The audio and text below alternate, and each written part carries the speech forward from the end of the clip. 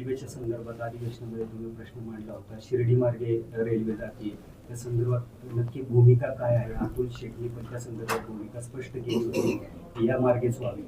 यामध्ये आपण वारंवार जर पाठपुरावा बघितला असेल तर आपल्या भागातूनच पुणे नाशिक रेल्वे जावी ही आमची आग्रही मागणी आहे. या आग्रही मागणीमध्ये माननीय रेल्वे मंत्र्यांचं जे उत्तर होतं ते काहीसं वेगळं उत्तर आलं. ते वेगळं उत्तर आल्यानंतर मी पुन्हा रेल्वे मंत्र्यांची दोनदा भेट घेतली. त्यातही त्यांचा फायनल DPR जो त्यांचा एक अलाइनमेंट आहे, या अलाइनमेंटविषयी अजून थोडी साशंकता आहे. ती अलाइनमेंट जर झाली नाही तर डेफिनेटली पुन्हा आपल्या ज्या शक्यता आहेत या जास्त पुनरुज्जीवित होतात.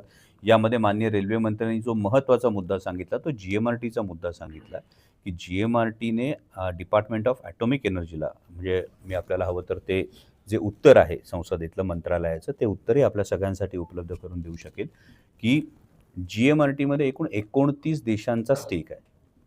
आणि आत्ता एकीकडे टॅरिफ वॉर आहे, दुसरीकडे मध्य आशियामध्ये थोडंसं तणावाचं वातावरण आहे. या सगळ्या पार्श्वभूमीवर 29 देशांना दुखावणं हा विचार केंद्र सरकारला करावा लागतो असं त्यांचं म्हणणं आहे. आणि त्यामुळं याच्यावर पर्याय काय? कारण GMRTने डिपार्टमेंट ऑफ ॲटॉमिक एनर्जीला कळवलं, डिपार्टमेंट ऑफ ॲटॉमिक एनर्जीनं रेल्वेला कळवलं की आम्हाला पेंटोग्राफच्या फ्रिक्शनचा आणि रेडिओ सिग्नलिंगचा या दोन्हीला त्रास होईल. म्हणून संसदेमध्ये मी 15 जागचं उदाहरण दिलं, ज्या 15 जागी रेडिओ टेलिस्कोप आणि रेल्वे हे दोन्ही एकत्र आहेत. तर त्या संदर्भामध्ये रेल्वे मंत्र्यांनी आश्वासन दिले की याच्यावरही काय तोडगा निघू शकतो आम्ही विचार करतो आणि त्यानंतर त्याच्यावर आपल्याला त्यांचं उत्तर मिळेल. पण आम्ही आग्रही आहोत रेल्वे याच भागातून झाली पाहिजे यासाठी.